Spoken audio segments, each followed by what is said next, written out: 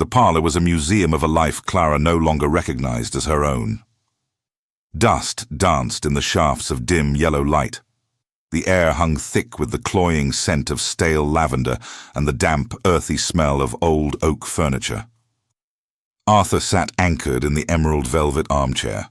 He didn't move, his presence a dark weight that seemed to pull the oxygen from the room. Clara's hands trembled slightly as she lifted the porcelain teapot.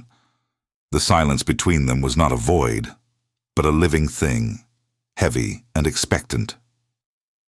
Arthur watched her every movement with eyes that were cold and unblinking, yet his face wore a mask of gentle concern that made her skin crawl even as it confused her heart. As she set the tea down, Clara's gaze drifted to the mantelpiece. The mahogany clock, a family heirloom that had stood centered for 40 years, was off. It had been moved exactly 3 inches to the left, leaving a faint, pale rectangle on the wood where its base usually rested. "Arthur," she whispered. "Why did you move the clock?" Arthur's lips curled into a thin, patient smile. He didn't look at the mantel. "I didn't move anything, Clara. It has always been there." He leaned forward, his voice a soothing velvet trap. "You're just tired, my dear. You probably bumped it yourself when you were dusting earlier." Clara looked at the pale mark, her mind reeling with a sudden, sharp doubt. Later, Arthur was in the hallway, kneeling with a small toolbox. Without being asked, he began to work on a loose floorboard that had groaned under Clara's weight for months. He worked with a fluid, practiced grace. When he finished, the board was perfectly silent. He looked up at her, wiping his brow with a gesture so humble it felt like a gift. "There," he said softly. "You won't have to worry about tripping anymore." Clara felt a sharp pang of guilt. She hadn't even realized how much that noise had bothered her until he took the burden away.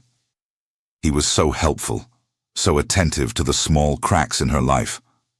They sat together as shadows stretched across the floral carpet. Arthur began to speak of his childhood, a tale of a lonely boy who felt invisible. He spoke of his insecurities, his voice trembling at just the right moments. As Clara leaned in, moved by his apparent honesty, she didn't notice that Arthur was mirroring her every move. When she crossed her ankles, he did the same. It was a silent, hypnotic dance that created an artificial sense of profound connection. She felt as though she had finally found a soulmate, someone who understood the deep, quiet ache of being misunderstood. But the warmth was soon chilled. Arthur mentioned a conversation with Mrs. Higgins from next door. "She seemed concerned, Clara," he said with pity. "She mentioned you seemed distant, forgetful. She asked if everything was all right with your head." Clara's heart hammered. She hadn't spoken to the neighbor in weeks. "I don't remember seeing her," she stammered. Arthur sighed, a heavy, disappointed sound. "That's exactly what I mean, darling. You're losing track of the days. It's lucky I'm here to help you keep things straight." The atmosphere shifted, the walls pulsing with restrictive energy. Arthur insisted on drawing the heavy curtains tight. "The sun will ruin the furniture," he explained, though the room grew tomb-like. Isolated from the street, Clara felt the world outside dissolving into a grey blur, leaving her alone with a man who claimed to know her better than she knew herself. Before we continue, subscribe to the channel and tell us in the comments where you are watching from. Driven by a desperate need for grounding, Clara went to her study to find her diary. She needed her own words to prove her memories were real. But the drawer was empty. Behind her, a shadow fell across the desk.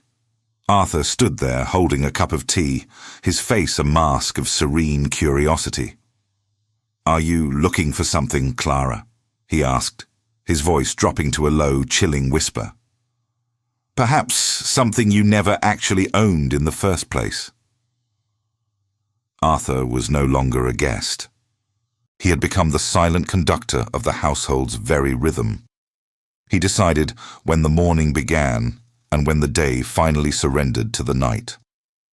He moved through the hallway with a ghost-like efficiency, flicking the brass switches of the lamps before Clara even realized the sun had set.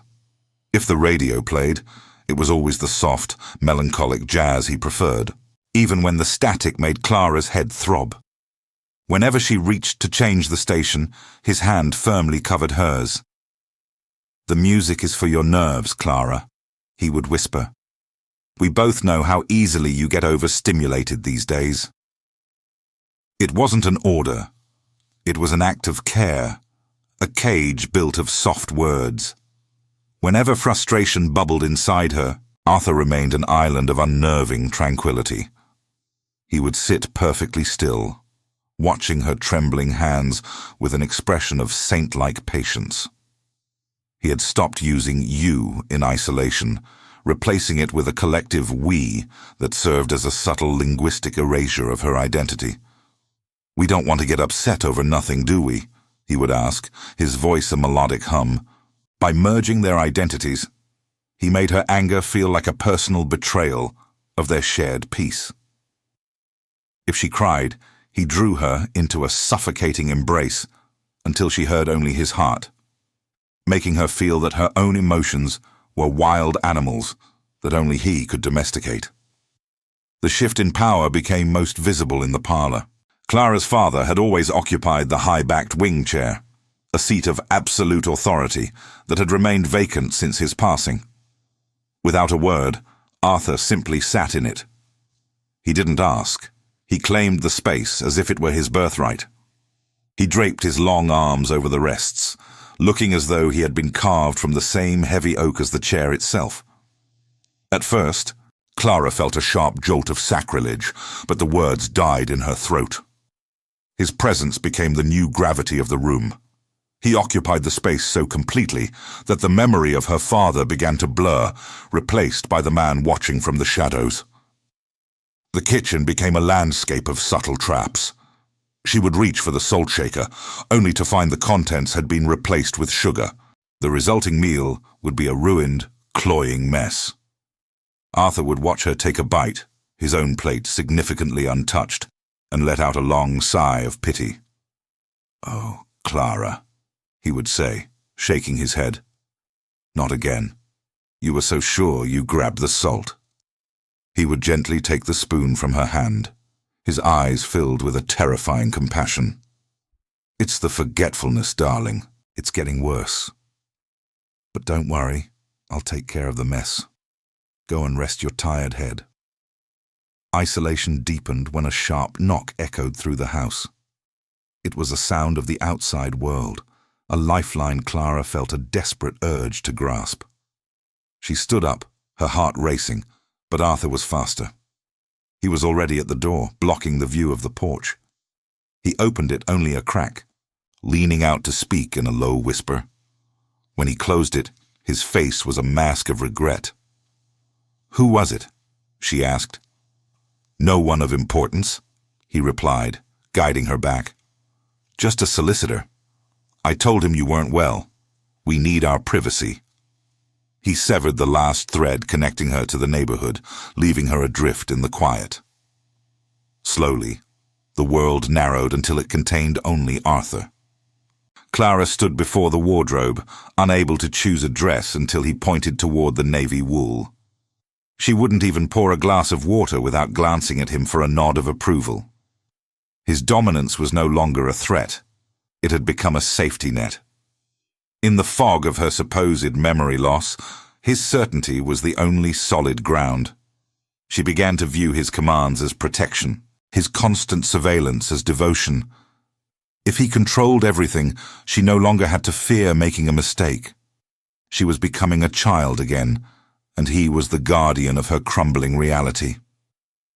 The illusion shattered late one night. Arthur had fallen asleep in the father's chair, his breathing deep and rhythmic.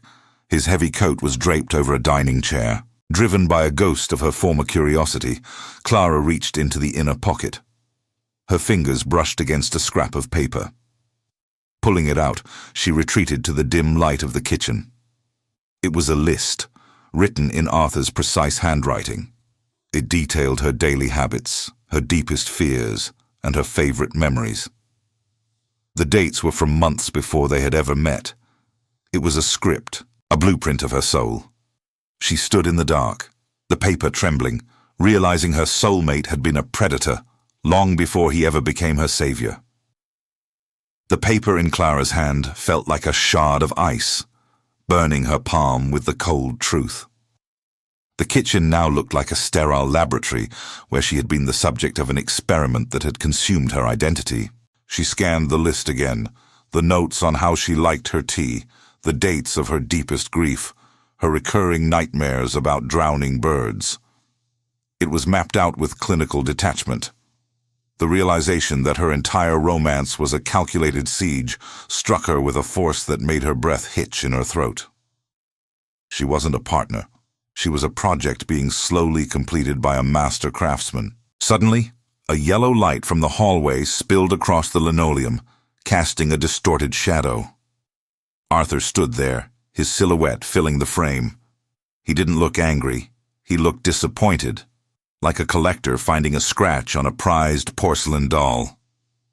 He walked toward her, his footsteps silent. He took the paper from her trembling fingers and tucked it away.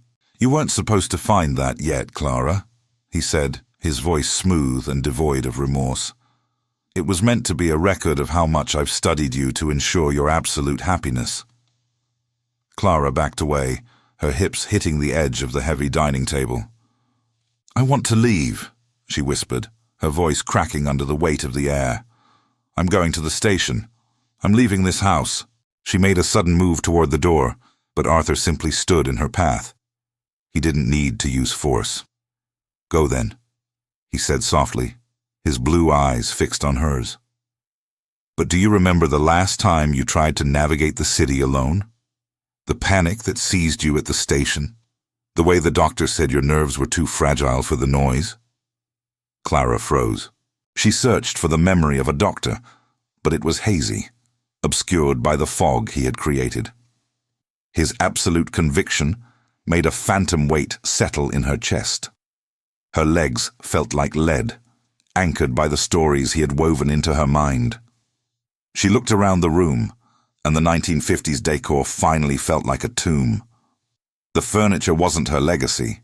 It was a stage set he had built to keep her helpless. Every piece of furniture was a silent sentry reporting her every movement. The house was a museum of her erasure. Arthur saw the rebellion dying in her eyes, replaced by defeat. He knelt before her, taking her cold hands in his. His touch now felt like the rhythmic tightening of a snare. "The world is loud and cruel, Clara. It doesn't understand you. They would see your confusion and treat you like a broken thing. Here, you are cherished. I am the only one who can keep you sane." He looked up with eyes that were devoid of warmth. He was her architect, and he was finally putting the roof on her cage.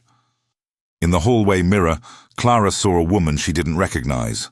Her hair was perfectly pinned, but her eyes were hollowed out. She saw the predator behind his mask, the calculation in his thin smile. But the effort to hold on to that truth was too much.